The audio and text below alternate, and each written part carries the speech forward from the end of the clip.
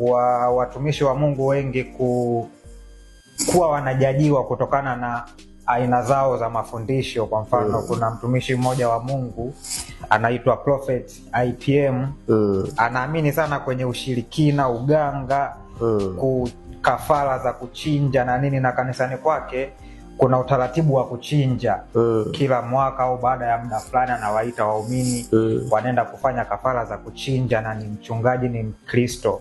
So hii imekaaje sasa kilo? Labda nisiseme kwamba nirudie kusema kwamba sitaki kujaji namna gani mtu anafanya utumishi wake. Lakini kitu ambacho labda ningeweza kuwashauri watu ni kusoma maandiko.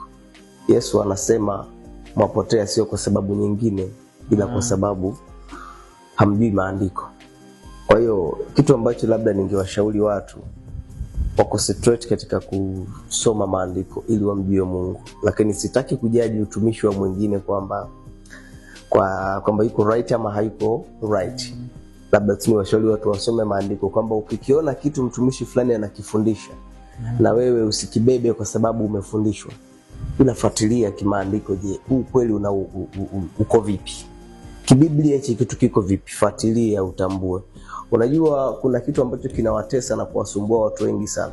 Watu wengi sana unakutana nao wanakuaga ni mashabiki wa madhehebu yao au watumishi wao. Hiyo kitu ni kitu kibaya sana. Yaani penda kuongozwa na neno la Mungu, sio kuongozwa na mawazo ya mtu. So mtu anakuwa ni shabiki wa mtumishi wake. Kwamba hata kama hichi kitu anachokisema hakiko sawa, mtu anakishabikia. Soma maandiko, hayo ndio atakusaidia, atakuelekeza wewe na kukuambia hichi kitu ni sawa au sio sawa. Lakini kimaandiko issue ya kuchinja ikoje? Kila mtu yani ukiachana sasa na yeye, tuje sasa kibiblia, kwa sababu ukifuatilia mafundisho yake anahubiri kabisa kibiblia. Ibrahimu alichinja, Isaka alichinja. Unajua mimi nataka kulikwepa swali lako, ndio bana nimekwambia sitaki kujaji, na kwa sababu umeshaniuliza kwa kupoint tutoke kwenye kujaji na tufanye kama hatujampoint.